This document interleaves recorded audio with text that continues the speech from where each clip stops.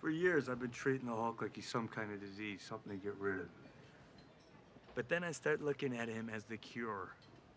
18 months in the gamma lab. I put the brains and the brawn together. And now look at me. Hulk out!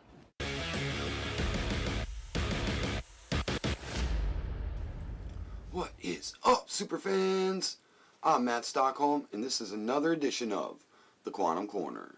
Thank you guys so much for watching. Don't forget, subscribe to my channel, like this video, comment down below. That will get you into our giveaway, and our next giveaway prize is at 200 subscribers. So I'll talk more about that at the end of the video. Okay, real quick, shout out, I Freaking Love Comics Facebook group. Amazing group, guys. They got a Marvel group, they got a DC group. Definitely check this out. Life-changing. Okay, so spoiler alert for Avengers Endgame. If you don't want to know anything about Avengers Endgame, walk away now. Okay, because today's video, what I'm going to do is I'm going to talk about Avengers Endgame, but more specifically, we're going to do kind of a character dive into the Hulk / Professor Hulk. We're going to talk about his arc through the MCU, and then where maybe I think things are headed for the future. As well as give you some of my insight on how I felt and how they handled things in Endgame, Infinity War, and so on. Okay, so if you probably know, Hulk had this specifically 3-movie arc from Avengers Age of Ultron, Thor Ragnarok, and Infinity War. Now this, we've seen a lot with Hulk kind of going through struggles in his own life as as the Hulk, as an Avenger, relationships, and Black Widow. And we saw that in Age of Ultron he was at his lowest point. And him and Black Widow were to the point of possibly running off together, which they got into the final fight with Ultron. Once things were kind of wrapped up, Hulk just kind of took off. And then later we see that he's in Thor Ragnarok. And where does he go? To Sakaar, to kind of like the battle planet, very similar to Planet Hulk in the comics. Now in the midst of being in Thor Ragnarok, we start to see the Hulk get a greater, I guess, control over himself as the Hulk. He seems to be a little more intelligent. And we find out that that Banner was trapped for 2 years as the Hulk. So I'm assuming that by him being the Hulk for so long, he learned just like anybody else. He adapted, he got a little more mellow. He understood things a little better. He talked a little more.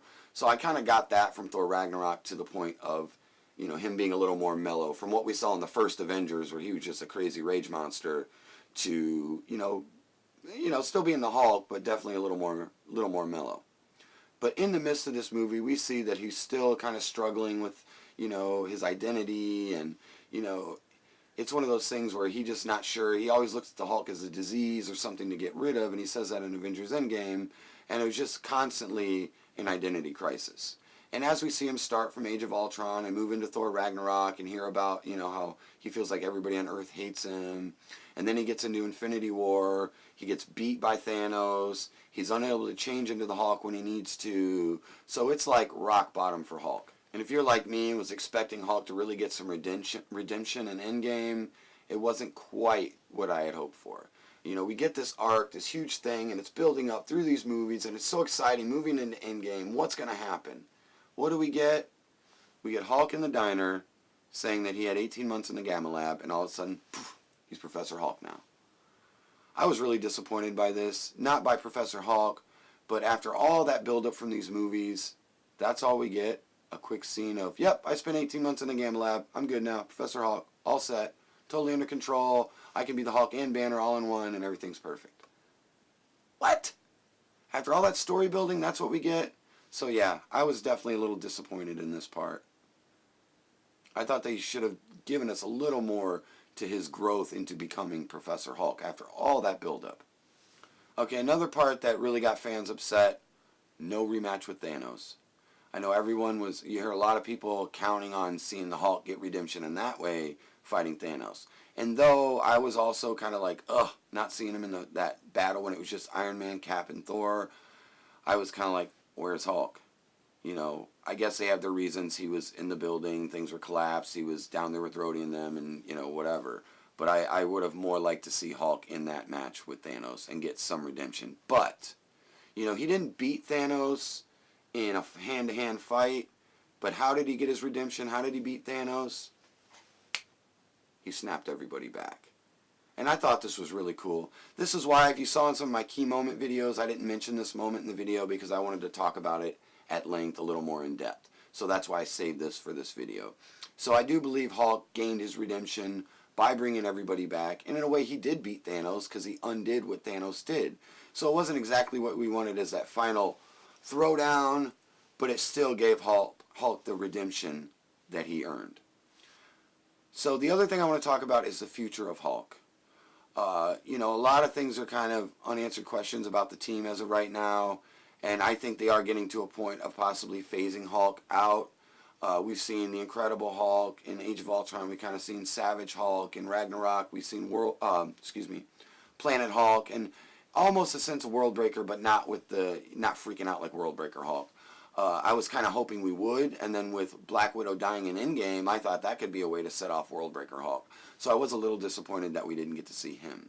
But we've definitely seen him, you know, a lot of different growth in Hulk and a lot of different variations of Hulk throughout the MCU. And I believe that's why they're probably kind of moving him out. And I think what they will do is bring in the She-Hulk. She-Hulk is awesome. She's super OP. And she is an intricate part of the newer Avengers comics. Well, not just the newer Avengers comics, but she's been through a lot of it. But she is very important, especially to the new Avengers comics.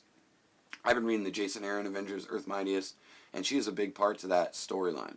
And I really like her in the storyline, and I think it's a very good possibility that she could be coming to the MCU. So that's pretty much all I got on the Hulk, guys. Definitely know what you thought about the video. Did you agree with me? Do you disagree with me? Do you want to see Professor Hulk stick around for a while? Do you want to see She-Hulk come in? Definitely give me your guys' feedback. I always appreciate hearing it, and I just like to know what you guys think about it.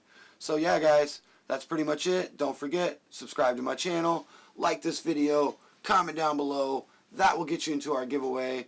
Our next giveaway prize is a winner's choice poster, and we'll be at 200 subscribers.